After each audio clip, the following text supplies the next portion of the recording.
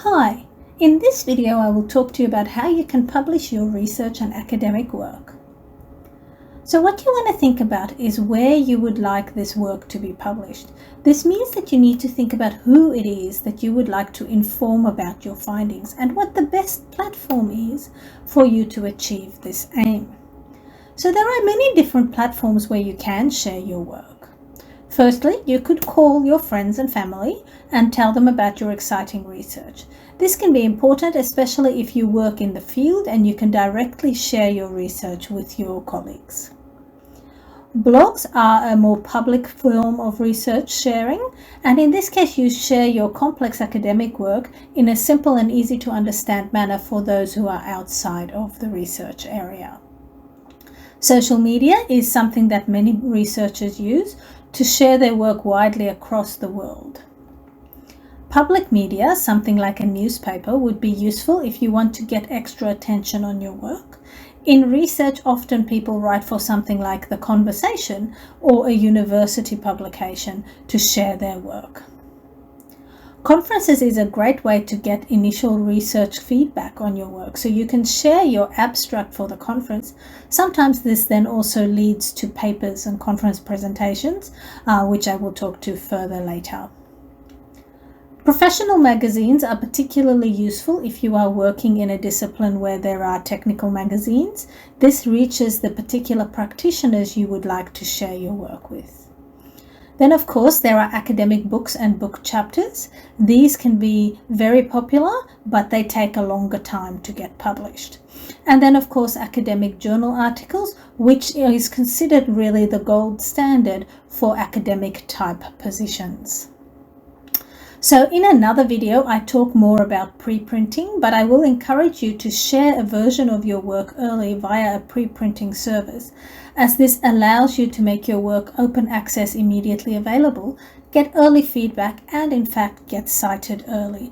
As I note in this other video, this is not considered a duplicate publication, but considered early versions of the paper and is a good practice in research these days. So if you're choosing where to publish, as I said before, academic journals are considered the gold standard. This is something that in terms of academic metrics and so on, people consider most important. And you can see an example of a paper there on the screen. Journals are widely distributed. They are obviously online, as the one on the screen shows, but also you can get print versions of journals as well.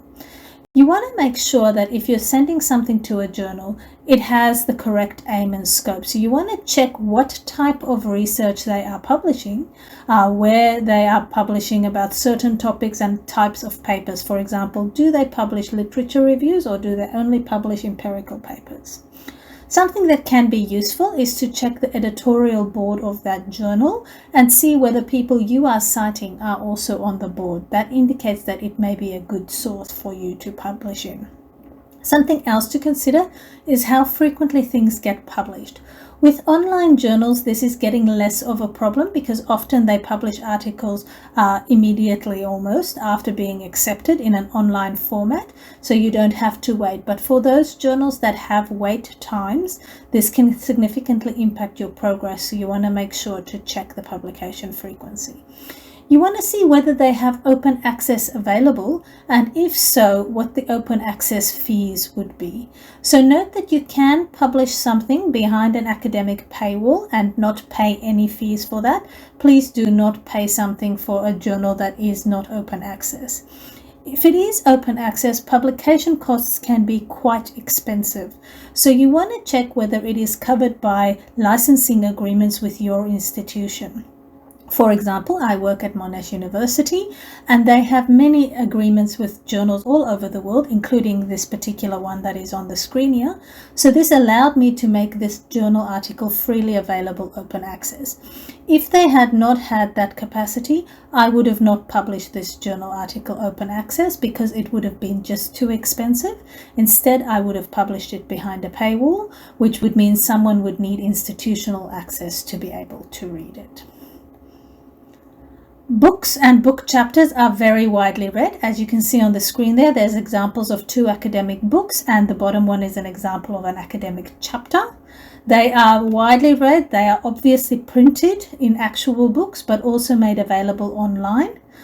You want to make sure you publish with a good quality publisher, but you have to consider that books can take a really long time to actually get published, and these will not be published ahead of print. They are only published online once they are also available in print, so this can be an important consideration for you.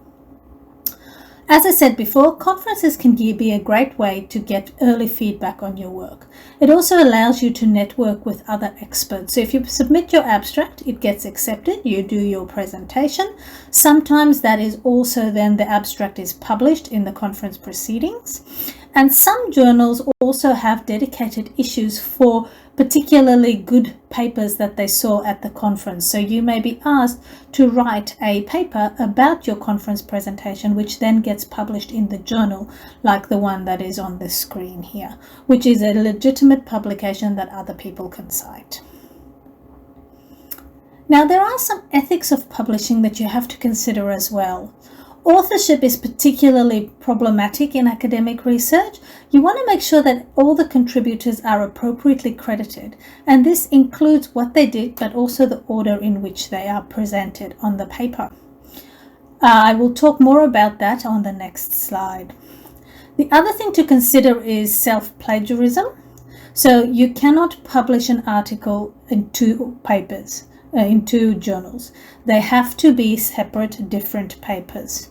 Additionally, of course, you always want to make sure you cite your own work and those of others, because once that is published, that is something that needs to be cited to say where you got the information from. Conflicts of interest need to be declared, so you need to disclose any funding or affiliations that might influence the interpretation of your findings. And as I said before, you cannot do duplicate submissions, so you can't publish them twice, but you can also not submit it twice. So you can't submit an article to multiple journals and see which one accepts them. Once you've submitted it to one, you have to wait until you hear back before you can submit it to the next one. So this is authorship roles, and so you can see here these are what are considered the things that justify the reason for someone being an author on a paper. So the link on the screen there gives more details for each of these things, but you want to make sure that someone who is actually credited as an author on the paper deserves to be an author. So they needed to have done some of these things. Many journals now require you to actually use this particular taxonomy and say what people did to justify their place in the list. In terms of the order, this does differ a little bit by discipline, but in general, it is considered that the first person is usually the person who did the most work. The last person is usually the senior author who oversaw the research project, unless they are also the first author. And then everyone else is listed in descending order of importance into how much work they did. So often on a very large number of author paper, the second last person did the least amount of work for that particular paper. So in terms of actually writing the things, you can't just go copy paste your thesis chapter into a paper. You need to convert it into something that others would be able to read. So you need to plan your writing. Of course, you need to format it according to the requirements of the journal that you are submitting it to. Most journals have extensive guidelines on their websites that explain to you what it is they expect for the formatting. As I said before, it is important to consider the time implications. So this means that if you are hoping to publish during your PhD, you may want to start submitting early because it can take a really long time for something to get published. A paper will only be published if it is something that contributes to knowledge. So you need to be able to very clearly think and demonstrate your capacity for contributing to the knowledge. Showcase what it is that you actually did so that others can do that, and do that quite explicitly so that it's extra obvious for the reviewers. As I said before, you also need to plan with co-authors who are going to be your co-authors. What is each person's role going to be? It is important to plan this early and to keep discussing the co-author roles, as this can be quite problematic when there are multiple authors on a paper. So in terms of submission, once you have submitted your article, 3 things can happen. It could be accepted exactly as it is. I have never seen this happen, so I would suggest that that's almost never the case. What can happen more often is it'll be immediately rejected almost. So the next day you get a desk rejection from the editor. This can be for all sorts of reasons. They are no longer publishing on that topic. They don't think your topic will be interesting to their readers. You didn't follow the instructions, all of those sorts of things. If the editor feels like your article would be relevant to their readers and does seem to make some contribution to knowledge, they will then send it out for review. So what happens at this point is the reviewers read it and make suggestions for changes and recommendations as to whether it is worth accepting or not. So at this point, both reviewers could accept it as it is. This has happened to me once. I was very excited. I have never seen it happen elsewhere, but for me, once this happened, and this can be very exciting because then the editor says, great, all the reviewers loved your work. We are going to go ahead with publishing it. More likely, you are going to get a revision. This can be a minor revision or a major revision, depending on the types of suggestions that the reviewers have made. Sometimes it's just minor things that you have to clarify. Other times it's like you need to rewrite a whole section of it before they think it would be worthy of publishing. And so then you go through this process and resubmit it.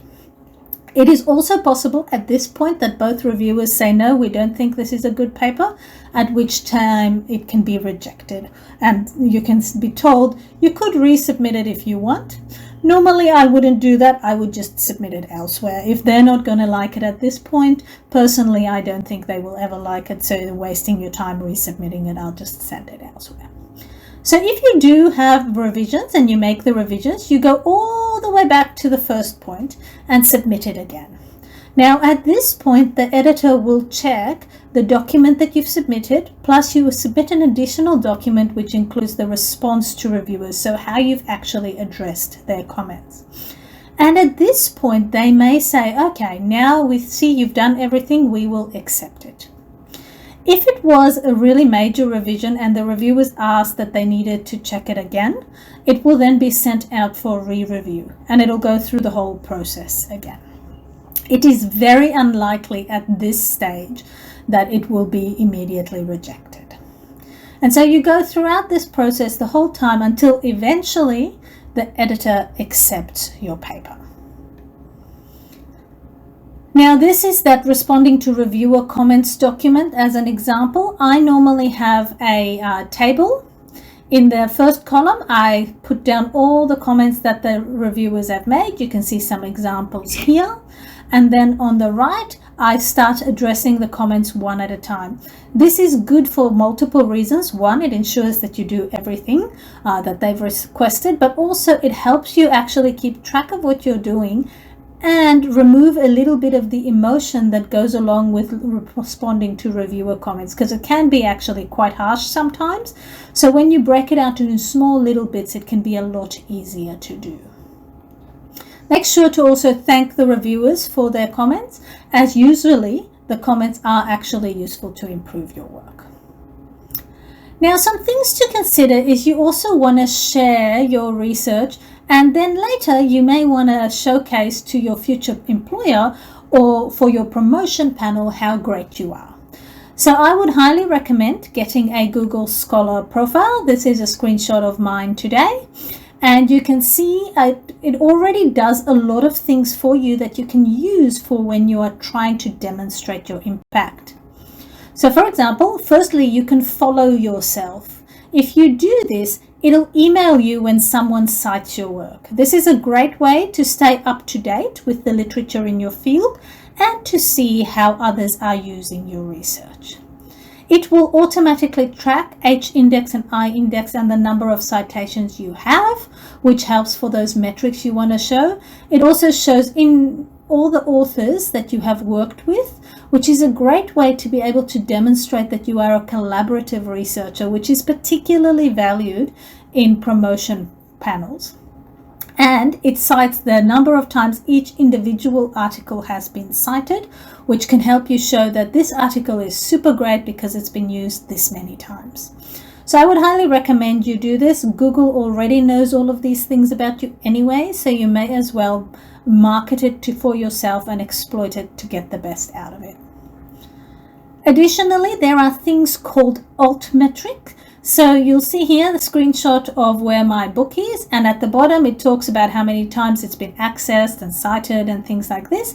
And then it says 113 alt metrics. So if you click on this, it will show you other ways in which this research has been talked about and used that are not traditional academic citations or metrics.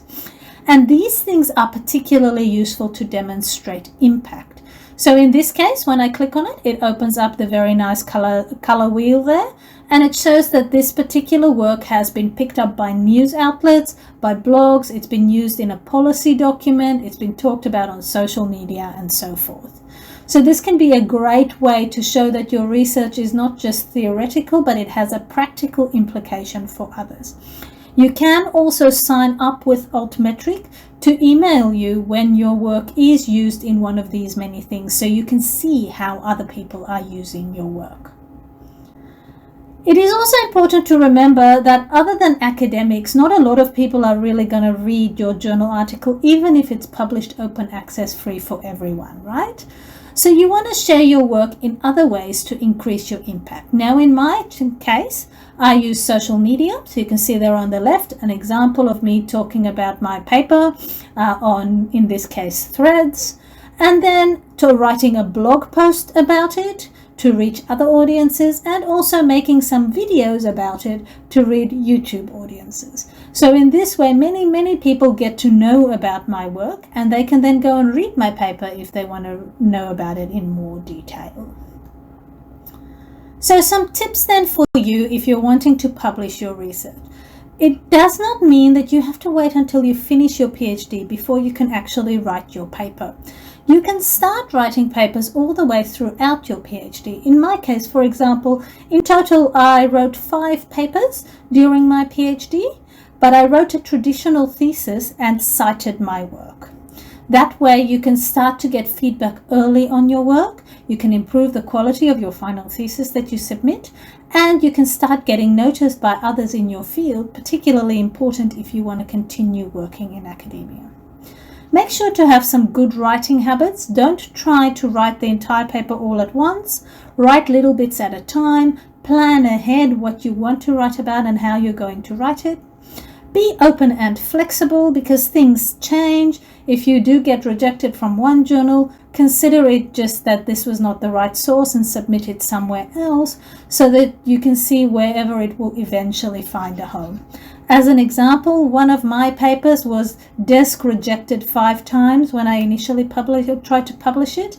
It was very frustrating, but now it is one of my most cited papers. It just needed to find the right home. Be comfortable with reviewer feedback. Remember, they don't know who you are, so they are going to be critiquing the work, and so sometimes that can be a bit harsh. My advice to you is to read the email when you get it, sit with it, close the email, and come back the next day and read it again, and then try and address the comments bit by bit.